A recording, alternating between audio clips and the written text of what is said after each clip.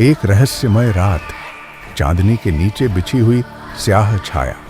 प्रकृति शांत थी, पर वायुमंडल में कुछ हलचल थी, जैसे युगों से छिपा कोई रहस्य फिर से सांस ले रहा हो। घने आदिकालीन जंगल के बीच एक वीरान मंदिर खड़ा है, समय की धूल में छिपा हुआ, नागों की प्रतिमा से सुसज्जित, ज्यों स्वर्ग और मृत्यु लोक के बीच का प्रवेश द्वार हो। मंदिर के भीतर ध्यानस्थ नाग प्रतिमा, जिनकी आंखें बंद हैं, फिर धीरे धीरे खुलती हैं, जैसे वे पुनः जागृत हो रही हों। मंदिर के कण कण में कोई चेतना समाई हुई है, एक रहस्य जो अब बाहर आने को है। सदियों की चुप्पी को तोड़ते हुए आयन प्रकट होता है, एक साधारण मानव नहीं, बल्कि ऐसा यायावर जिसे नियति ने चुना है एक दिव्य उत्तराधिकार के लिए।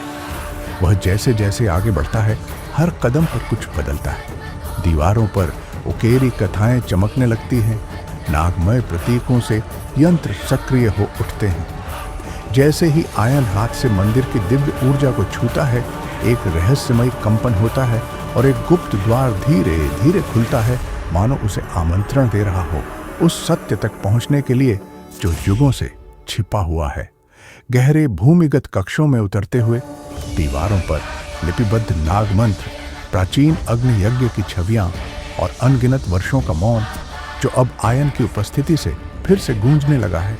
एक वेदी के सामने खड़ा आयन और उसकी आंखों में झलकता है विस्मय, श्रद्धा और साहस। अचानक एक विशाल यंत्र गति में आता है, शिलाओं के भीतर से एक दिव्य प्रकाश निकलता है और एक सर्प प्रतिमा, जो अब तक निष्क्रिय थी, वह जीवंत हो उठती है। उस नाग संरक्षक की आंखों से निकलती अग्नि, उसकी सांसों से उत्पन्न कंपन वातावरण को भय और दिव्यता से भर देता है।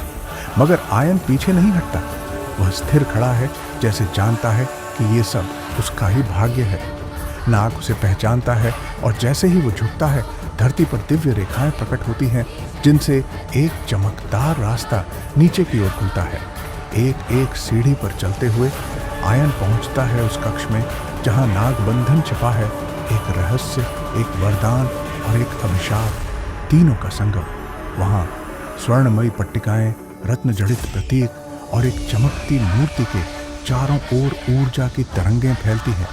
मंत्र गूंजते हैं, जैसे ब्रह्मांड स्वयं उसका स्वागत कर रहा हो। और तभी नाग देवता की चेतना आयन के सामने प्रकट होती है, न केवल दर्शन देती है, बल्कि उसे स्वीकार करती है। नाग बंधन का उत्तराधिकार। अब सब कुछ शांत है, मगर यह शांति एक नए युग का आरंभ है। नागों का खजाना अब पुनः जाग चुका है और आयन बन चुका है उस कथा का नायक, जो आने वाले युगों तक सुनाई जाएगी।